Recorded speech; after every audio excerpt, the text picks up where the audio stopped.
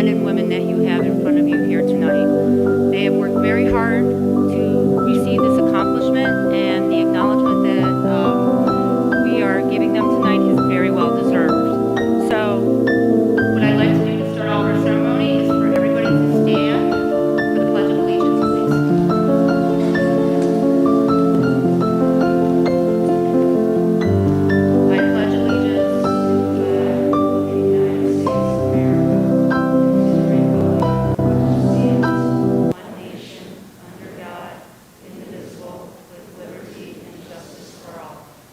Please be seated. Thank you.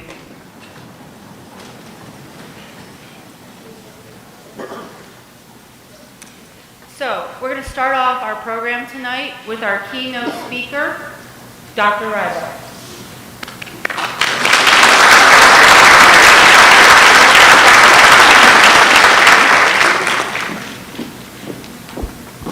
Thank you for the introduction. It's wonderful to be here with you this evening. You know, so every year I get asked to come to the NHS ceremony. It's a lot of pressure, keynote speaker, right? So I'm going to do the best I can, but a long time ago when I was in high school, I was in the National Honor Society.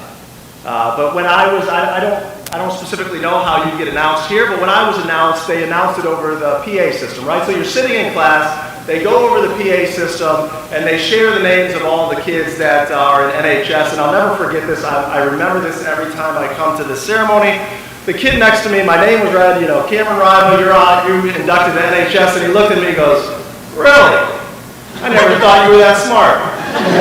So that was an awesome experience, but hey, I made it here, right? I made it to be the superintendent of this great district, but that is the fond memory that I always have. So congratulations to all of you. I'm sure for all of you, everybody knew you had a very much deserving place in this, and as you know about the National Honor Society pillars, it's not just about those pillars of service and character and leadership and being a scholar, but these are things and traits and characteristics that's needed for success in life. And so what sets you apart, it's not just about what you did to get in. It's not just about what you put on an application, but it's about what you do each and every day in terms of service to yourself and service to others. So I'm getting up there in age. You know, for those of you that I felt, you know, a while ago, I was the young person here in Strongsville City Schools. I got hired here as an administrator when I was 29 years old.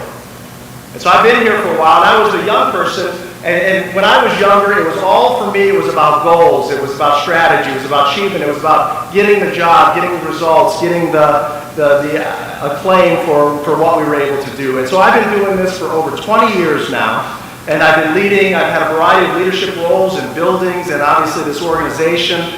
And I've learned one important lesson, and I think this is an important lesson not only for you as young adults, but as well as our family and friends that are here tonight, is that whatever role, whether it's a leadership role in terms of title or a leadership role in what we do each and every day in our family and our jobs, that if we want to take care of others, we also need to take care of ourselves. And I think that's something that we don't always take our own advice all the time, that we've got to take care of ourselves if we want to take others. And I want you to know, as young people, that you're growing up in a tough time. The challenges that you have to face are not the challenges I had to face as a high school student, somebody going into my career early. And so more than ever, I want you to give yourself the permission, I want you to give yourself the time to take care of yourself, because taking care of yourself is about a mindset that not only you can reach your goals, but you can find happiness and joy in the journey. And it's not so much about the next step, the next benchmark, the next achievement, but it's about taking time to enjoy the pathway that gets you there. So I shared this with our staff over the last few weeks. There's an author that I love, his name's Daniel Pink. I would encourage you to read one of his books, but he writes a book on motivation, and he's got a new book coming out. It's called The Power of Regret. So I think as a young person, it's an awesome book to take a look at and to read, to see for all of us old folks some of the things we look back at and learn from about what we wish we would have done, how we wish we would have stood up, chances we would have wished we would have maybe have taken. But in Daniel Pink, I had the opportunity to hear him speak a couple weeks ago. And so he talked about how do we take care of ourselves, how do we take care of our mindset. So it's easy for me to say, hey, be happy, find happiness, but there actually is work to it. So here's the advice I gave to your teachers and our staff, and I took it myself, 3 things that I would encourage all of us to try. First of all, write down each and every day something that made you proud, or something that you made progress in.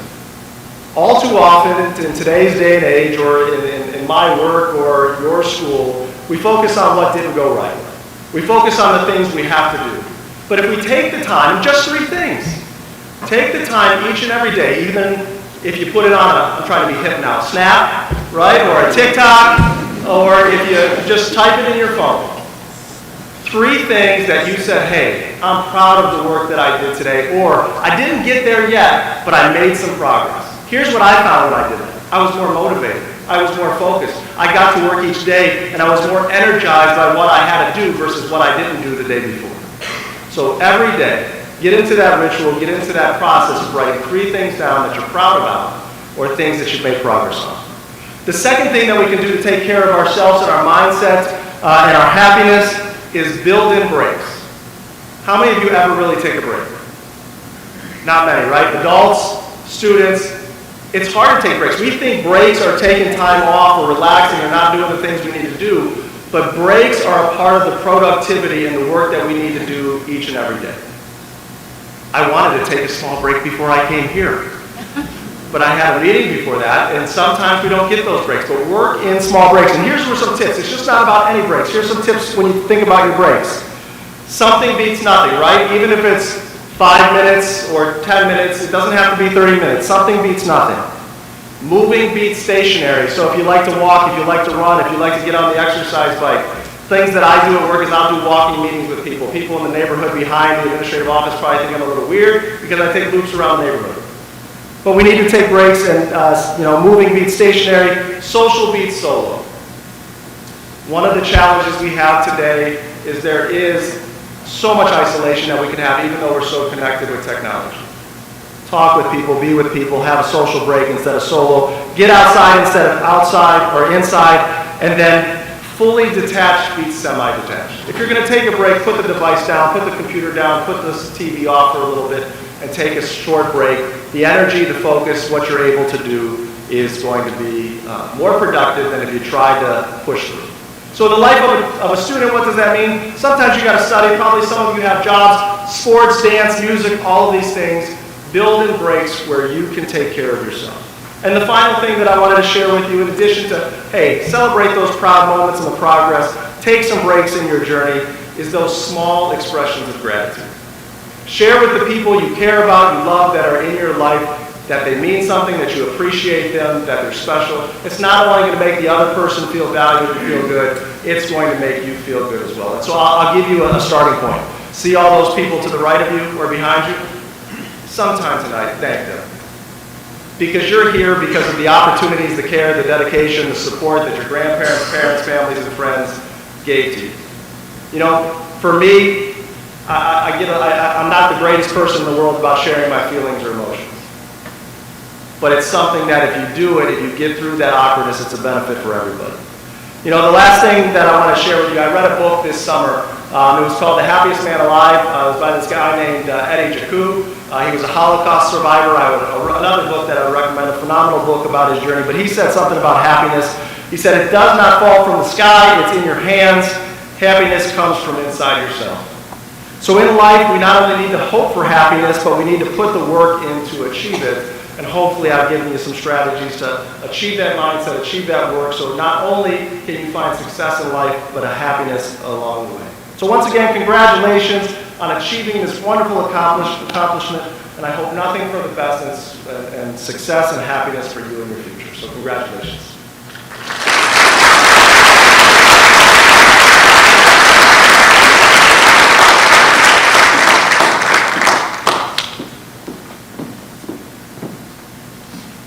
Next, we are going to hear about the 4 pillars of National Honor Society, starting with a keynote speech also by the president of National Honor Society, Hala Ahmed.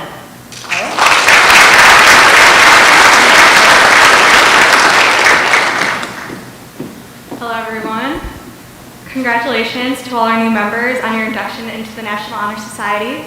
You have all truly worked so hard to get to this point by not only maintaining a certain grade point average, but also actively serving and leading in your communities. NHS is an organization that has been around for over a century and recognizes outstanding high school students nationwide. This being said, I believe the members who are here tonight, as well as those being inducted, represent the best of NHS. With special circumstances in the world this past year, finding ways to serve and engage in our community was challenging. We could have easily spent hours on TikTok or binging the next Netflix show, and I'm sure some of us did. However, we also found time to serve in our communities. I can confidently say that all of you guys exemplify the 4 pillars of NHS: service, leadership, character, and scholarship.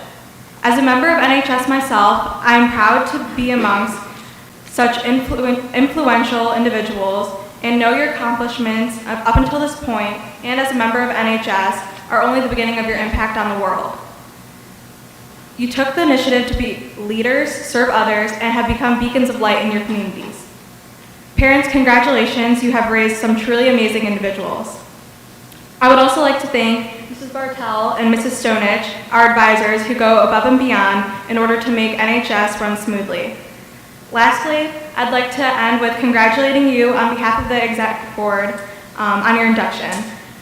We are excited to see all that you will accomplish.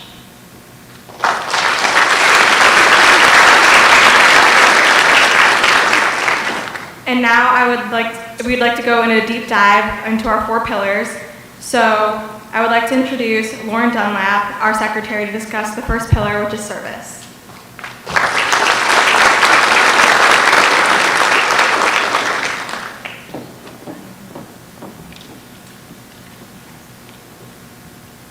My office is service. Service can be established in the routine of the day's work where many opportunities arise to help others both at school and in the community. A willingness to work for the benefit of those in need without monetary compensation or public recognition is the quality we seek in our membership and promote for the entire student body. We are committed to volunteering our time and talents to the creation of a better tomorrow. I will now light the candle for service.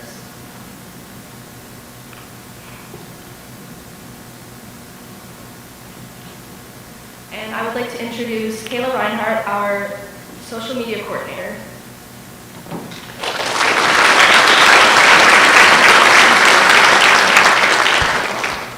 I'm now going to introduce the next pillar of NHS, which is leadership. Leadership should exert a wholesome influence on the school. In taking initiative in the classroom and in school activities, the real leader strives to train and aid others to reach their common goals of success. The price of leadership is sacrifice, the willingness to yield one's personal interests for the interests of others. A leader has self-confidence and will go forward when others hesitate. No matter what power and resources may exist in a school, community, or nation, they are ineffectual without the guidance of a wise leader. Leadership is always needed, thus, to lead is a meaningful and substantive charge to each of our members. I am now going to light the fellowship for leadership. And I would also like to introduce our Vice President of NHS, Cole, to talk about the next one, which is character.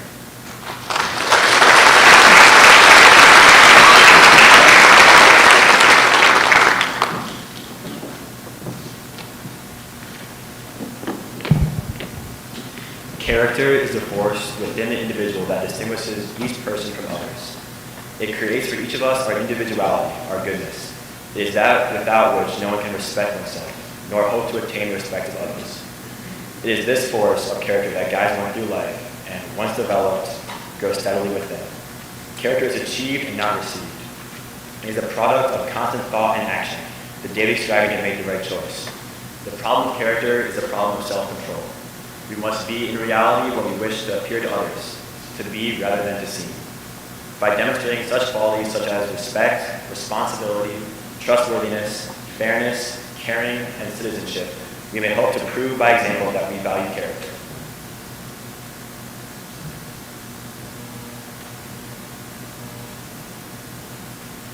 Next, I would like to welcome our President, Hala Ahmed, with her speech on scholarship.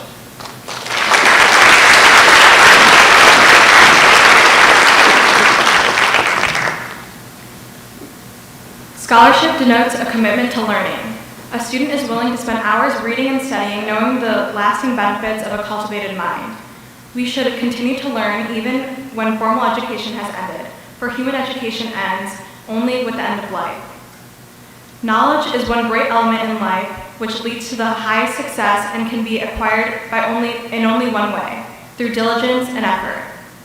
Learning furnishes the lamp by which we read the past, the torch guiding us to understand the present, and the light that illuminates the future. Candidates have the charge to continually expand their world through the opportunities inherent in scholarship. I will now light the candle for scholarship.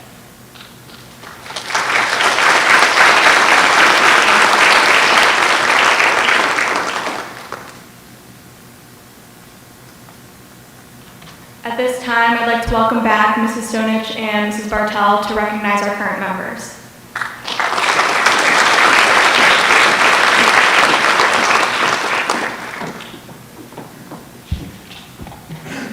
Okay, so as we know, last year was extremely a unique year for all of us, and especially for you guys, especially returning to school the way we did the first semester, and trying to find time to complete service hours, get letters of recommendation, and all of the other requirements that you had to do, which was a very difficult time. So we did not, unfortunately, due to many restrictions, we were not able to have a formal induction ceremony. We were able to honor you in some way, but we would like to honor you again this way. So in just a few minutes, you're going to be escorting the current inductees up, and you will be signing the book for NHS that you didn't get to do last year. We would also like you to stand when each of us, or when Mrs. Bartel and I call each of your names. And we want to recognize you and say how much. We didn't get to tell you how proud we were of you like we try to do every year at an induction ceremony. We want to do that today. So first, I'm going to announce our current seniors of the executive board, and they will sign the National Honor Society book. So President Hala Ahmed,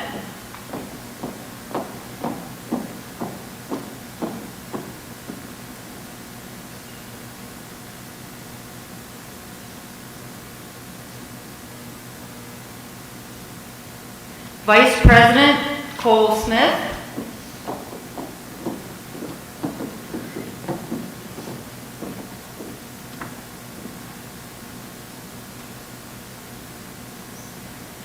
Secretary Lauren Dunlap,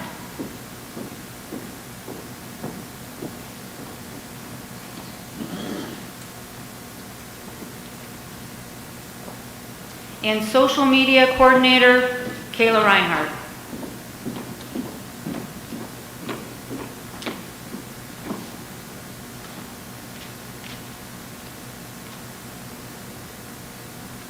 Now we're going to recognize our current members that were inducted last year. As I say your name, please stand and stay standing until all the current members are recognized, and then we will give them some applause after everyone's done standing, or recognized, excuse me. Emily Adnich, Noor Ahmed, Gwyneth Amalong, Andrew Beaton, Stephanie Burdick, Kate Carey, Kendall Haberman, Leanne Hawk, Jacob Huber, Ashley Hughes, Kristen Johnson, Ava Cadris, Claire Kansas, Alexander Claben, Meredith Klinzing, Anya Krishnan, Faith Lee, Nicole Leon, Michael Lepowski, Jacob Lloyd, Taylor Lucas, Elizabeth Matchka, David Maloney,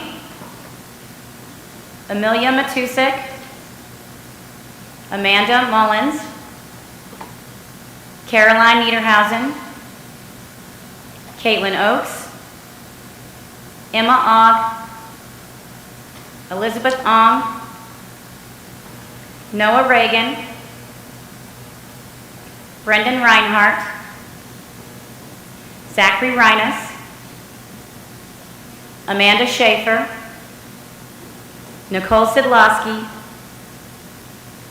Naisha Tariq, Shelby Toper, Megan Uline, Alexa Warmoth, John Yarwood,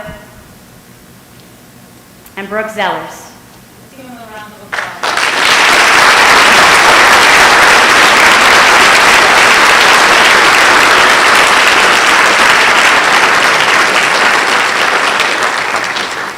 We want to thank you so much for everything that you went through last year, especially to try to get inducted.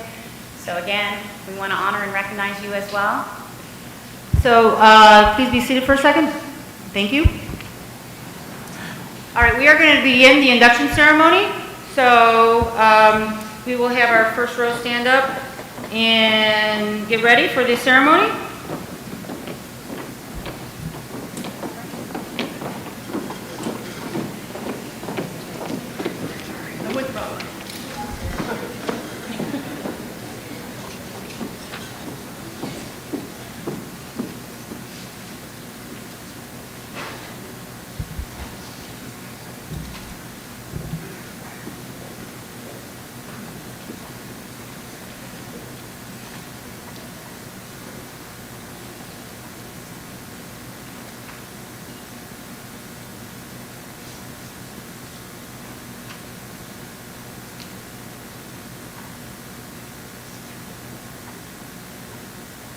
All right, we will begin with Bhavya Anu.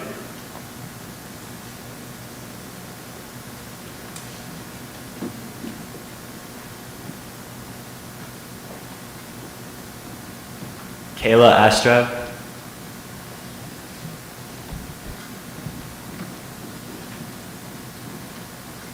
Fatima Awadal.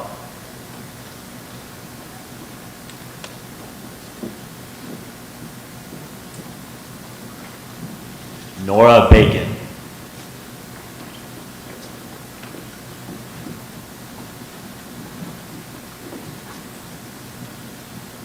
Taylor Bass.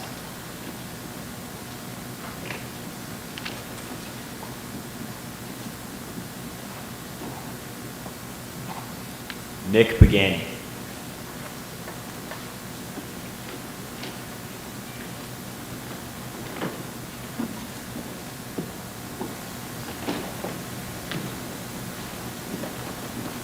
Lauren Blakely.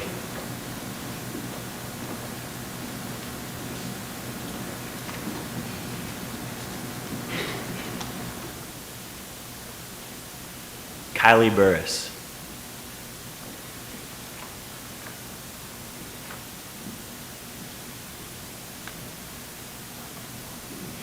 Kelly Cunningham.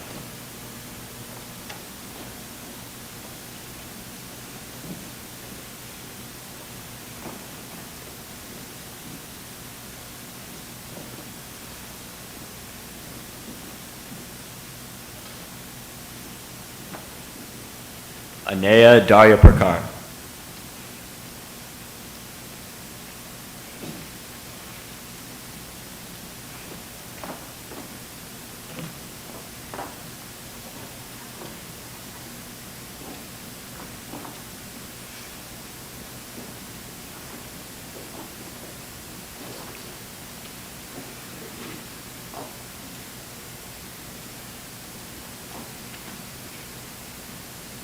Abby Dewis.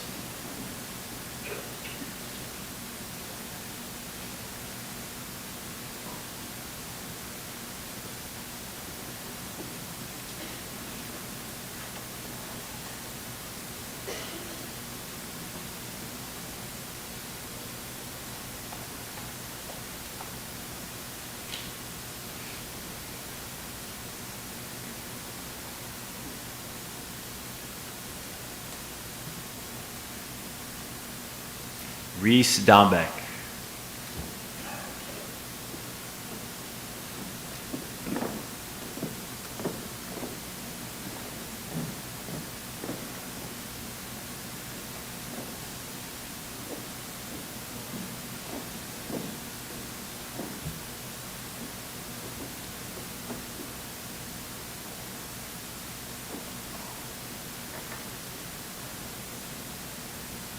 Samantha Drensky.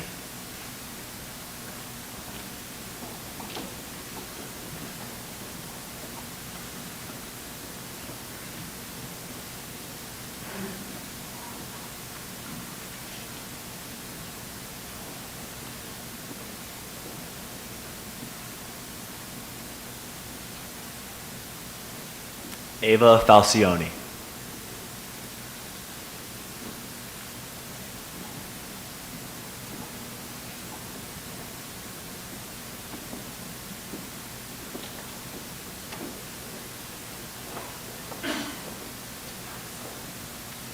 Sarah Fleming.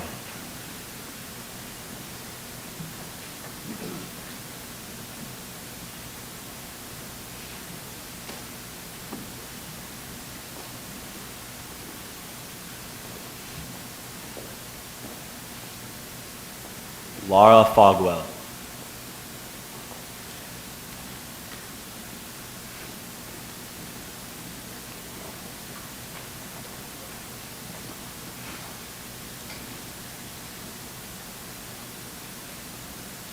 Grace Griffiths.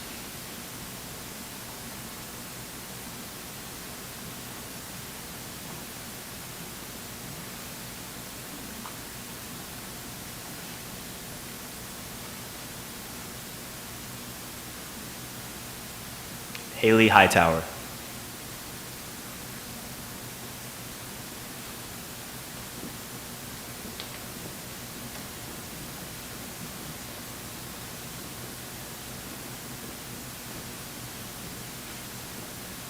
Jocelyn Huber.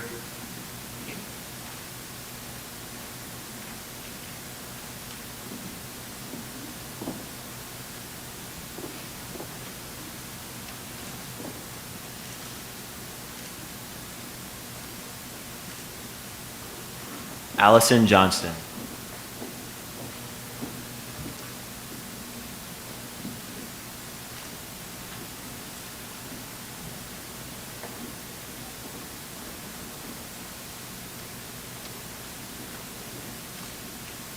Henry Joniak.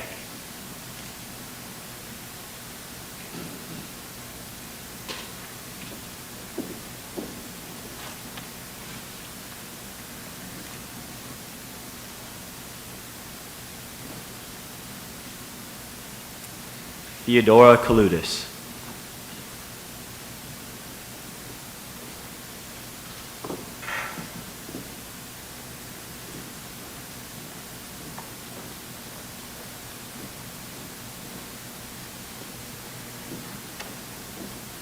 Sanjana Kadiyar.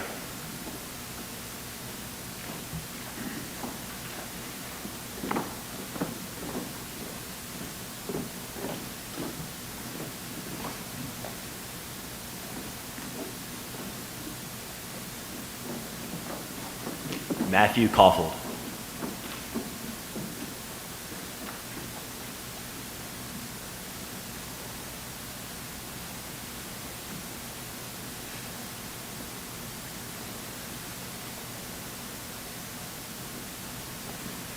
Anu Picard.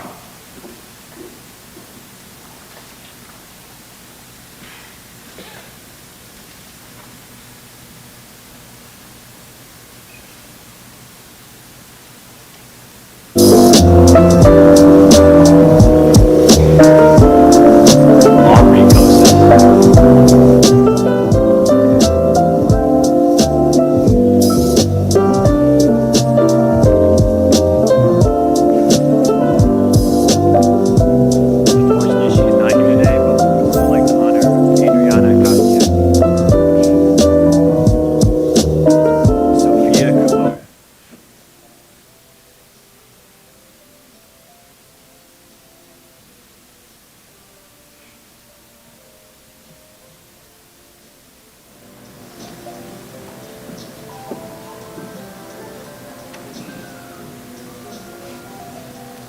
Grace Kunovich.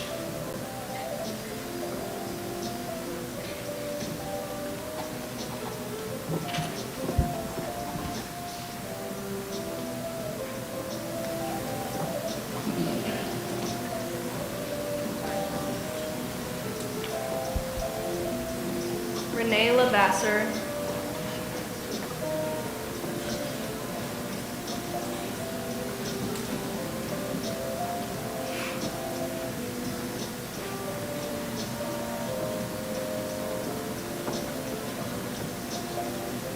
Conlon Mayberry.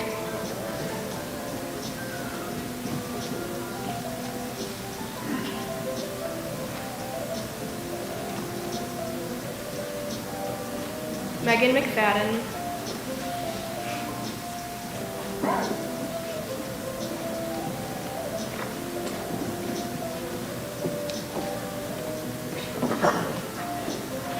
Case McIntyre.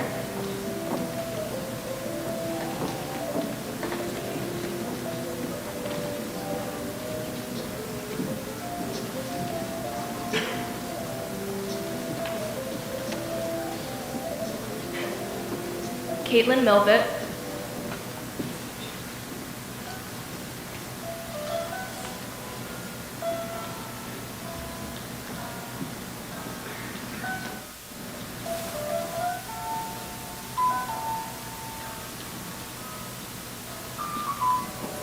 Katie O'Green.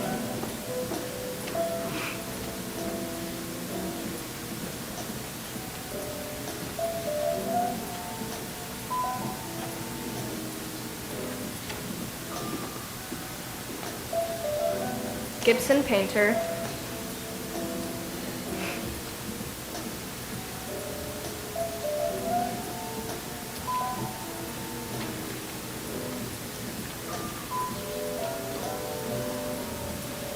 Luka Perojcik.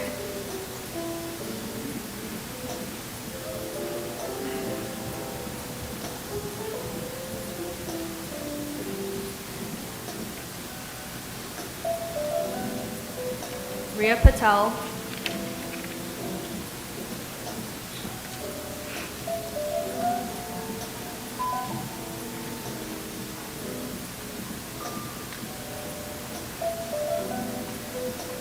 Brandon Perkins.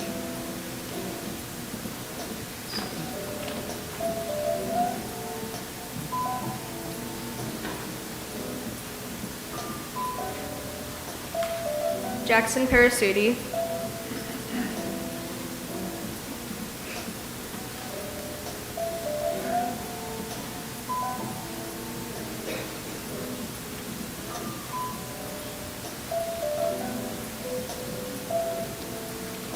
Lauren Robertson.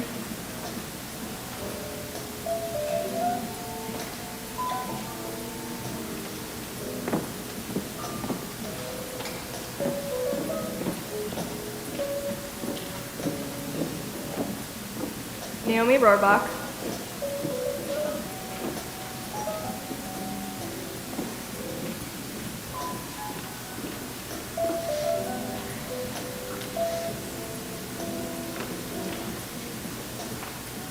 Kevin Sakalari.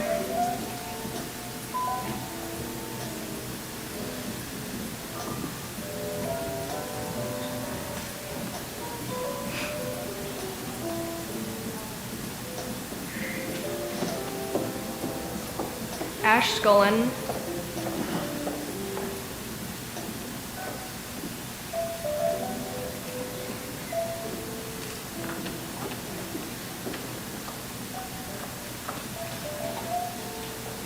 Rupika Shankar.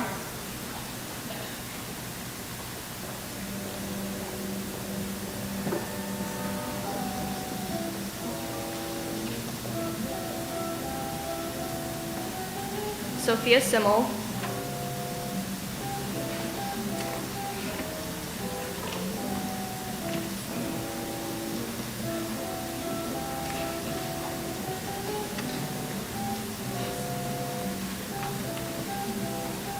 Raina Sinha.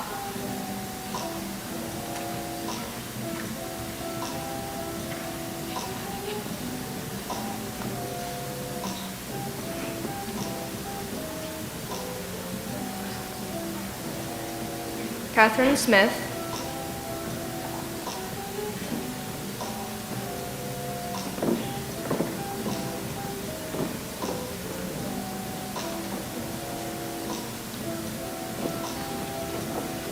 Kara Solar, escorted by Anya Christian.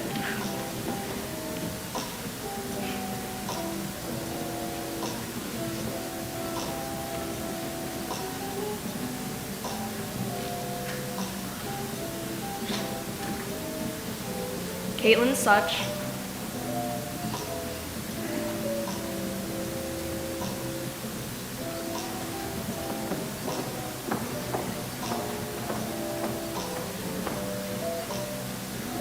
Zachary Taylor,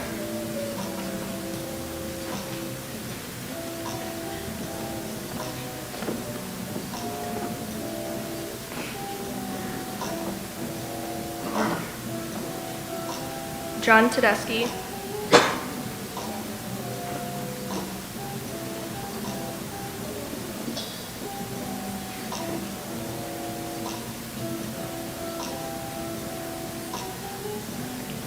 Grace Tellis,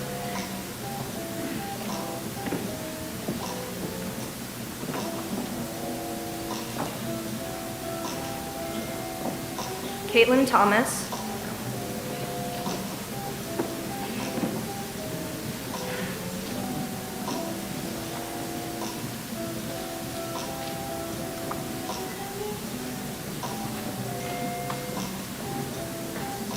Caden Bai,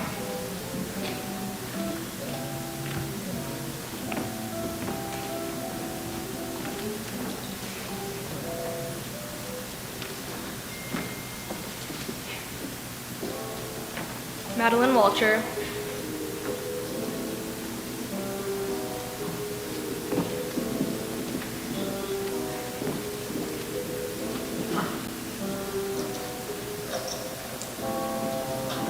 and Emily Williams.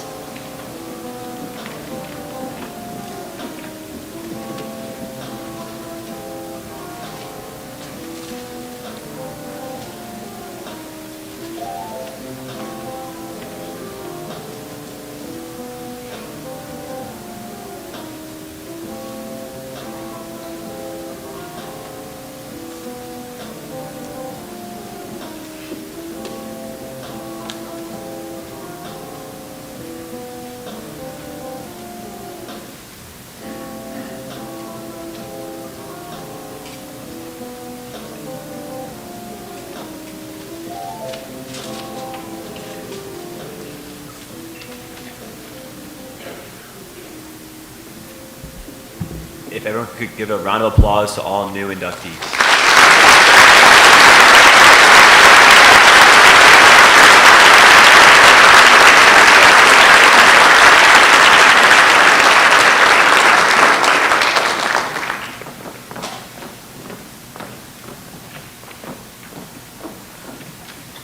At this time, could I have all NHS members, current and new, please rise for the reading of the National Honor Society Pledge.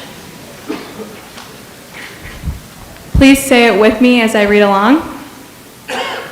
I pledge myself to uphold the high purposes of the National Honor Society, to which I have been selected. I will be true to the principles for which I stand, and I will maintain and encourage high standards of scholarship, service, leadership, and character. May you please be seated. And now I would like to call up our principal, Mr. Wingler, for some closing remarks. Thank you.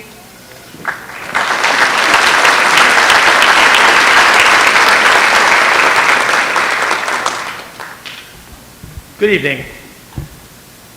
So when I was told that we were going to have the ceremony tonight, first, I always have two thoughts. My first thought is, please don't make me read the names because I'm going to mess them up. And then my second thought is, what are we going to be talking about? What group of kids? And you know, I think about the time we're in and how bizarre the last 18 months has been. As I was looking at the names, as I was handing out certificates, many of those names I saw for the first time when I was looking in a circle around where they sat in their classrooms. And as my experience here has grown, I've gotten to know a lot of these kids in a totally different way in terms of how smart they are and the things they're involved in. And whenever I think about these situations, I think about my dad, who lives down, he's retired in Columbia Station, and my dad's the get off my lawn dad. I'm sure you all know who I'm talking about. And the future is terrible, and kids have no respect. And those of you who remember that week in September when TikTok was a different thing for me, certainly we know why sometimes people over 21 get the perception. But then I always tell people that I run into, if you're at Strongsville High School and you see the quality of students and you comprehend the responsibility and what these young people did compared to when we were in high school, and I look out in the crowd and not only are they honored for being in the National Honor Society in a school that gave over 1,000 AP tests last year and 500 college credits for a CCP course, and in a school where a 4.5 GPA will not get you in the top 5%. Think about that for a second, the representation of what we have. And then I add to that, and I think about the cross-country kids that I've seen put in 1,000 miles in a summer and a half, the state champion soccer players, the leaders of the student council. Many of you I saw last night at Rho Kappa for that ceremony. And you think about the quality of kids, and people always ask me about the lack of respect of kids and kids, or how kids are different. And I would just offer that from someone who's in a high school, because I love being in a high school, that the children that you see tonight are more than prepared than we were to go into the future. They've been hardened by a pandemic. They're not just honor roll students. They're well-rounded and ready to go into the world students. So, you know, it's always an honor for me to be able to talk to the students and their parents and tell you that the next time you hear a story on the news about a challenge where someone's removing something from a school, it's going to be all right. Because I'm here to tell you that there are 1,900 kids out of the 1,928 who are absolutely amazing, and you are getting to see the best representation of that tonight. So thank you for allowing me to close this, and I'd like to finish with honoring and saying thank you to Mrs. Stonich and Mrs. Bartel, who I've gotten to know through this process, but I also, as English teachers, they are both outstanding teachers and care as much about kids as anyone I've ever worked with. So I'd like to give them a round of applause.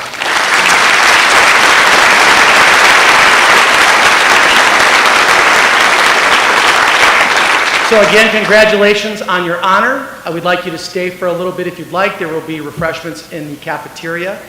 Thank you all.